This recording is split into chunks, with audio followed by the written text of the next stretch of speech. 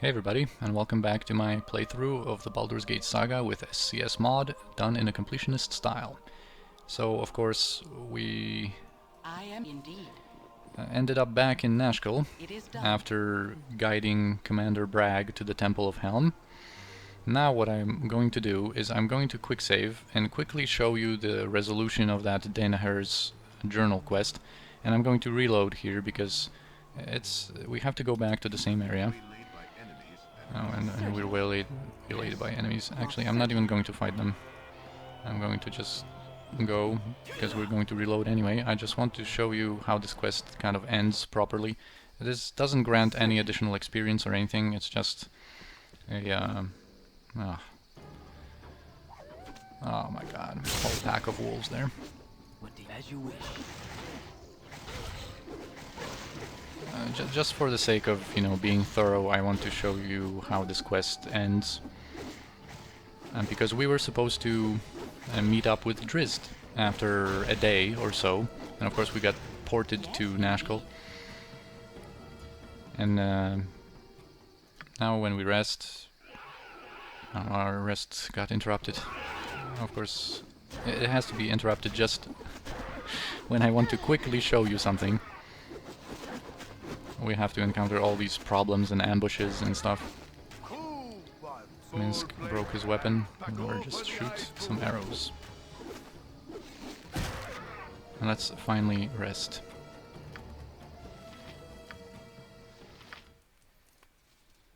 Alright, and here's Drizzt. Your concern indeed. All I wish is to continue my journey. Friends await while I must suffer. So he recovered apparently some journal of Dinaher, and confronted some gnolls that also mentioned the old one again. And here is the journal.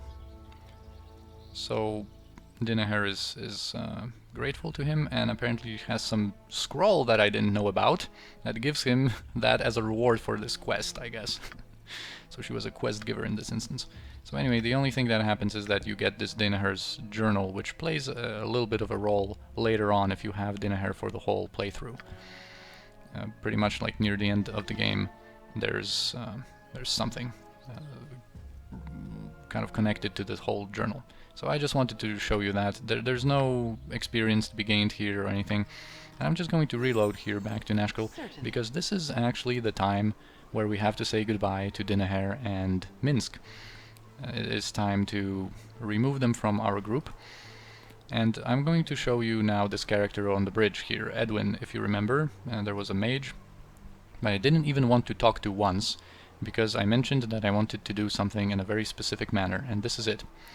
So basically the thing here is that 3 people are involved in this quest. So Dinaher was imprisoned in the Gnoll stronghold, and then we have Minsk, who wants to save her, and we have Edwin, who wants to kill her. So if you talk to Edwin and initiate kind of the start of that quest, and if you accept him into your group, then when you go to the Gnoll stronghold there's going to be a confrontation, and you either abandon Edwin there or you have to kill Dinaher. And the only way of having Edwin without having to kill Dinaher is what I'm going to explain in a second. Because even if you've already rescued Dinaher and then removed her from your party, and you then first to Edwin for the first time, he's still, I think because of the oversight of how all the global variables are set up in the game, he's still going to operate under the assumption that Dinaher is still imprisoned in the Gnoll stronghold, although of course she isn't, because we've already saved her and removed her from our group. And as far as I know, there's no way of like rectifying that situation then. There's no way to, well, aside from like editing the global variables, I guess, when you edit your save in EE Keeper or something, or through the console commands. But yeah, so basically he's going to obviously, keep nagging you, because that's his timed quest, to kill Dinaher, to go to the Gnoll stronghold and find her.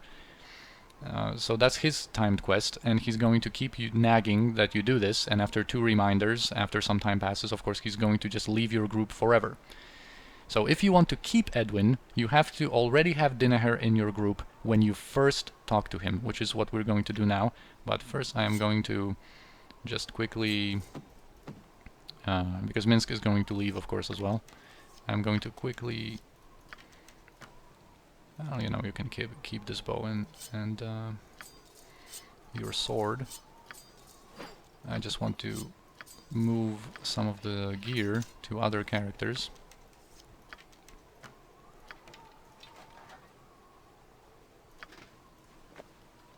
I guess Jaheira can get a +1 bonus to her armor class now from the 18 dexterity that these gauntlets provide.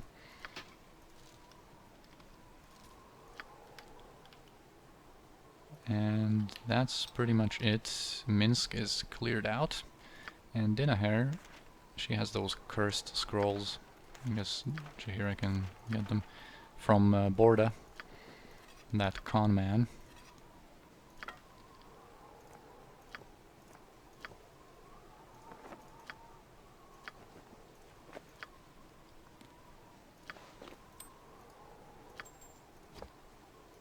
Alright, so they are cleared out because of course we have our full party, and when we're going to talk with Edwin, what's going to happen if you have Dinaher already in your party, he is going to notice that and decide to join the group and to kind of like keep an eye on her and presumably just bide his time until a good opportunity to assassinate her presents itself. But we can then, of course, remove Dinaher from our group, and he's just going to stay with us forever. Unfortunately, you know, I'm not going to have Edwin forever. I really like the character. He's an amazing mage, on top of, you know, his personality being something that I really like a lot. But unfortunately, like in this playthrough, I just cannot find this space for him, the slot, an additional slot for him. This is partially because we have two characters made by myself. If we didn't have Kiranai, for example, we, you know, maybe, but I wanted to have a good ranged setup, so I wanted to have this cool concept of a ranged Kensai plus another archer like Kiven, and then later on we're going to switch Kiven to someone pretty similar. Yeah, and then I wanted to have Jaheira, I wanted to have Imoen, who's going to be our mage, and then I wanted to have a cleric, ultimately. Of course, we've gone through all this time without any clerics, and it was fine, but I really like a character, a certain character that we're going to meet later on in the game. So anyway, but we are going to have Edwin for a little while, and we are going to have him in Baldur's Gate 2 also for a longer while. I think in Baldur's Gate 2 I'm going to commit to having him a little bit more. He's probably going to be with us for the most of Shadows of Amn. Anyway, let's finally do this conversation. Go no further. I require the services of your group. Yes, they will do nicely. See, he already, like, you know, stops in his dialogue, and he notices that Dinaher is already with our group. And he also, the things in brackets, he talks to himself. Like, he's just a very, you know, he's an evil mage, but he's kind of a funny, likable character. He's just awesome. Love Edwin. So we're going to accept his proposal to join us, and now we can just remove Dinaher and Minsk, and everything is going to be fine. So we can tell her to go to some spot of her choosing, and she's going to go with Minsk to the Friendly Armin, as most of the NPCs choose that location. Again, you disturb Alright, me. so just as I remember the script. So Edwin is a red wizard of Thay, who are supposed to be, you know, like, pretty much very specialized in their school, and how this is made in the game is that he has this special amulet, and it basically allows him to have an extra wizard memorization slot for every level of spell. And on top of that, he's a specialist, he's a conjurer, so that gives him another additional slot. And the only things he misses out on are the divination spells, which when we recruited Dinaher, I think I've had a longer exposition about specialists and stuff like that, but you know, the divination spells are not a big deal to lose. He also has maxed out Constitution for a mage, and Intelligence is 18, which is higher than any other mage, but it doesn't really matter. So we can level him up. He's going to be level 4. And let's see what he has memorized here. Alright, he has Horror and he has Acid Arrows. Alright, that's cool. When it comes to his level 1 spells, that's not cool. Although in SCS, Larlock's Minor Drain has some use because a lot of mages have Shield, making magic missiles making themselves immune to magic missiles, but Larlock's minor drain still damages them, so you can, you know, reduce the amount of their mirror images through dealing damage with that, or just, you know, trying to interrupt their spells with the magic damage from Larlock's minor drain. Anyway, here's the Cursed Sword of Berserking that we're going to identify later. Another character we had to level up is Kivin, which I haven't done for a long while. That was just a standard level 4 for a warrior class. Alright. So now we have Edwin. We can temporarily equip him with some stuff. Like, we can give him this robe. We can give him the Ring of Wizardry. We can give him the Bracers. And we can give him... although I think he has Quarterstaff only. But whatever, we might have him do some slingshots. Yes, it is done. Alright, like I said, he is not going to stay with us for a while, but he's going to be with us for a bit. Now, the next order of business. Basically, I'm going to have a pretty unusual route here. We still have to go and buy some throwing daggers for Kirinai. I am aware of that, but basically what we're going to do is a pretty kind of unorthodox route, I think. But this is pretty much what I have to plan for, you know, because of all of this NPCs, like, switching. Basically, I am juggling these companions, so that I really have to plan what I'm going to do and in a certain order, so we don't, like, mess ourselves up. I am going to go to the Nashkel mines to trigger a certain event. You have been waylaid by enemies and must defend yourself. So we're waylaid by enemies. Hail, and well met. Well met, traveler. Traveler. Well, that's the nicest thing anyone's called me in weeks. We should kill that one last, Senjak. Such good manners. Ooh, things are becoming interesting here. No, there's no reason for this to turn violent. Hand over your belongings and you may yet live. You should listen to Senjak, friend. Perhaps you've noticed our associates who are even now aiming their arrows at your hearts. Raise a hand against us and they'll cut you down. Not less... well, I'm not gonna Now then, talk over him. empty your pockets in. What's going on there? Boom! This is impossible. So here comes Dorn. Senjak, Dorothea, I swore I would crush the life out of you someday. Today is that day. Dorn, you should be dead or rotting in a Luskan prison. How did you find us? I'm happy to see you, Dorn. Leaving you behind to take the blame was all Simeon's idea. He's the one you want, not us.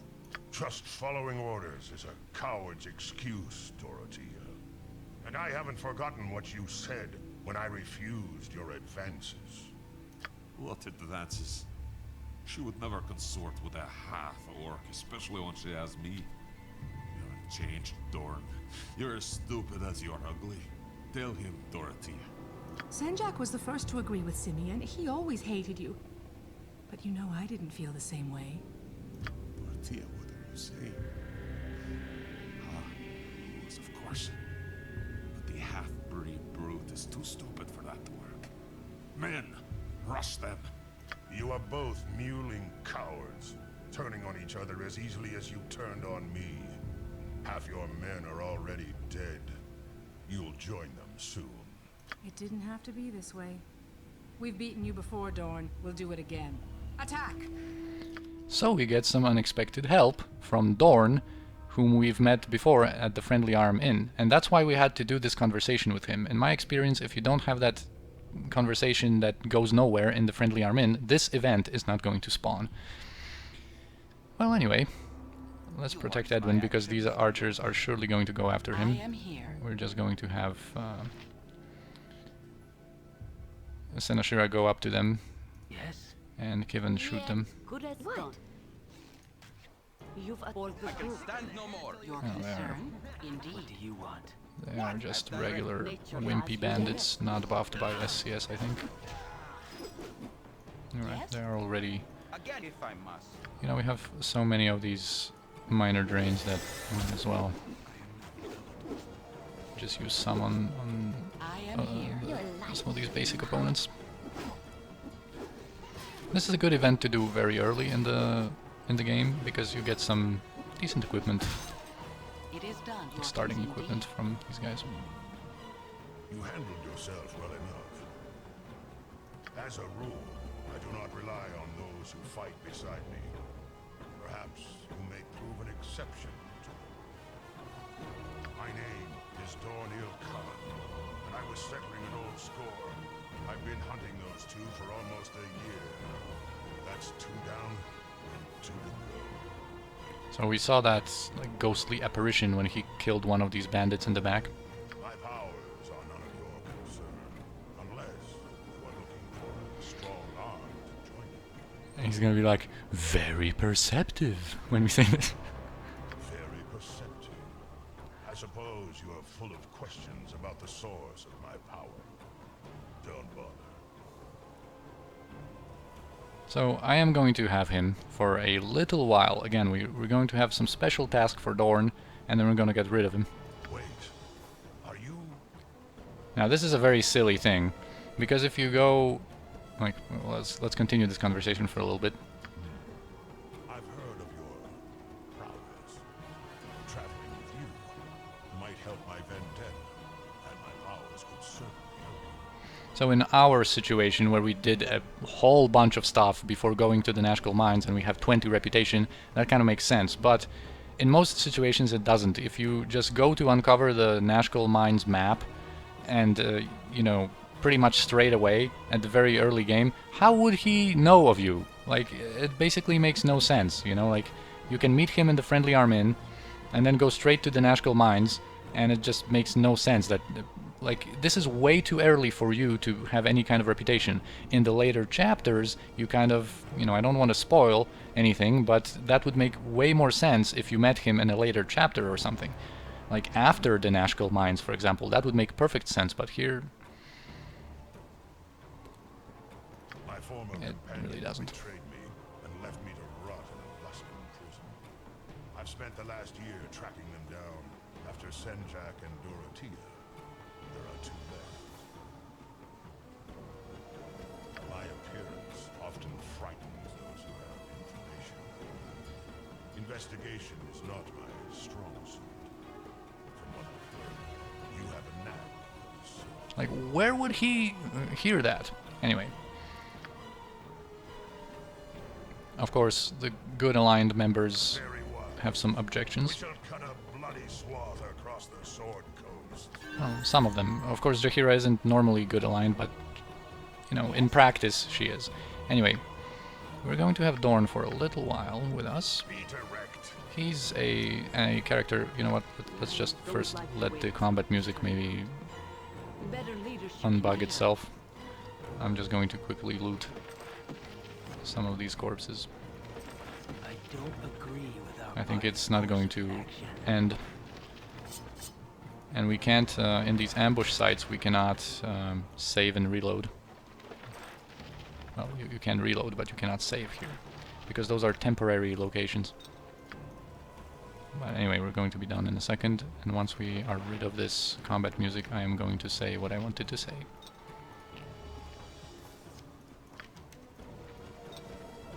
I am here. We're going to inspect Dorn, and I'm going to tell you a little bit about him. So anyway, I'm not actually going to succeed in going to this map. We're going to go back to Nashkel. Certainly. Because that's the thing. I want to do his quick quest. Well, part of his quest. Every Enhanced Edition companion has a quest line. And usually the conclusion of the quest line only is available after you've opened the bridge to Baldur's Gate City. But this first part of it should be available pretty much immediately with Dorn. And we're going to be heading to a certain area that I wanted to go to anyway. And if we have Dorn and we have this first part of his quest, we're going to be able to get a decent amulet out of the whole deal while we're in that area, which I don't want to revisit later. And I'm also going to have a certain task for him a little bit later. So anyway, when it comes to Dorn, And this is a character that I like. He was added by the Enhanced Edition, of course. And the Baldur's Gate 1, his Baldur's Gate 1 incarnation, I guess, his personality is much better. He's just, you know, someone... Just to tell you a little bit more about the character, he's obviously has this quest for revenge for these his former like group of adventurers, I guess, or whatever, abandoning him. So he spent some time in a prison and broke out, I guess, and now he seeks revenge, and he became a blackguard, which is kind of like an evil version of paladin that serves a demon lord. So there's more that you can learn about that when you follow his quest line and all that, but anyway, his personality is pretty cool. You know, he just will stop at nothing to get his revenge, and he is pretty badass. In Baldur's Gate 2, unfortunately, they completely ruined him, in my opinion. He just became so stupidly, like, evil for no purpose. Anyway, he doesn't get any bonuses to his hit points from Constitution. He has a little bit of a bonus to his armor class from Dexterity, and of course, as a half-orc, he has 19 strength, which is his main draw, you know, a natural 19 strength. He's even stronger than Minsk, who previously had that title, I guess, of the strongest character. And 19 strength is just awesome, because it gives you a 3 bonus to Thaco and 7 bonus to damage, as you can see from here. And, you know, he also wields... He's kind of like the evil Minsk.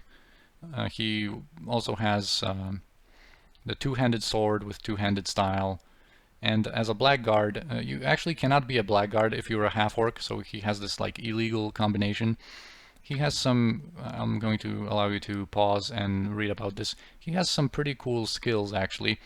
The immunity to fear is useful. To level drain is not useful in Baldur's Gate 1. The absorb health is decent, but of course the main thing here is the poison weapon ability. That is insanely good, and that's basically why we wanted him for a certain encounter that I want to do. Alright. He also should have an aura ability. Anyway, we're going to level him up. We have a proficiency point, and I guess we can give him a longbow proficiency. You can go with a crossbow or whatever. I'm just going to give him a longbow because we have a composite longbow for him.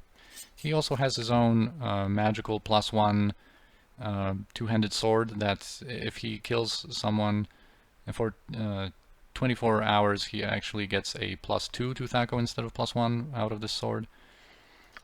Anyway, we're going to give him some plate armor. We're going to give him... what do you have here, Jahira? Let's give him a helmet. Let's give Edwin the wands and some ammo, I guess. Just give me a second to sort this inventory after all these party changes. I think we're good here, and yeah, take this bow. So he already has a magical weapon. He doesn't need to worry about his weapon breaking.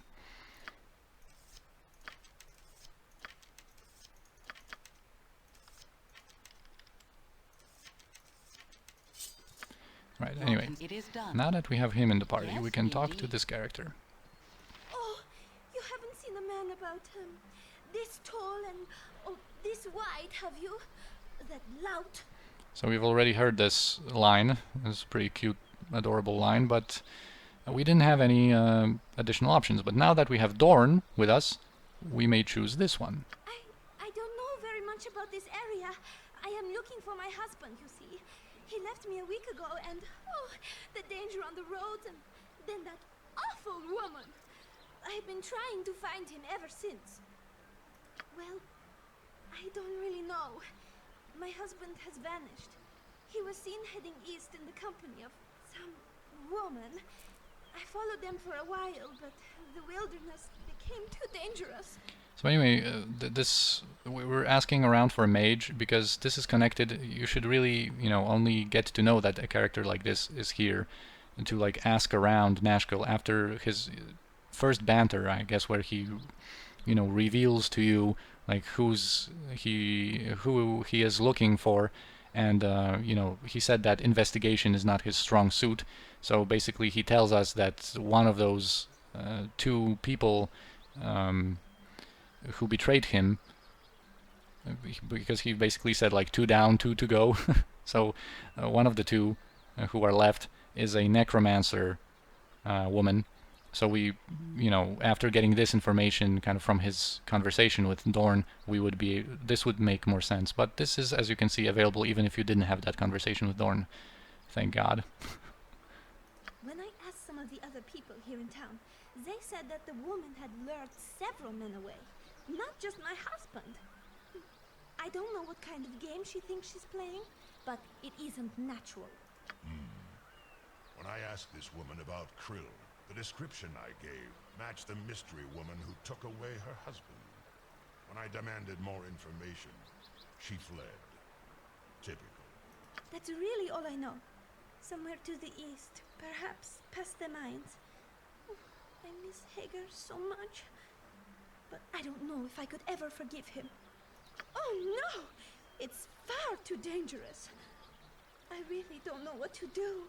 I have little money, and my husband is off with that wench. That horrible woman has stolen my Hager. I do not. Krill was a necromancer of some ability, and she was, let us say, friendly enough at times. But she is not a leader of men. Something is amiss. Alright, so we got some information that she is somewhere to the east. And we're going to go there in a second. First we're going to visit the carnival for a moment. And you might remember from a previous episode when we were first in this area, I didn't go into this tent because there was a certain... Be direct.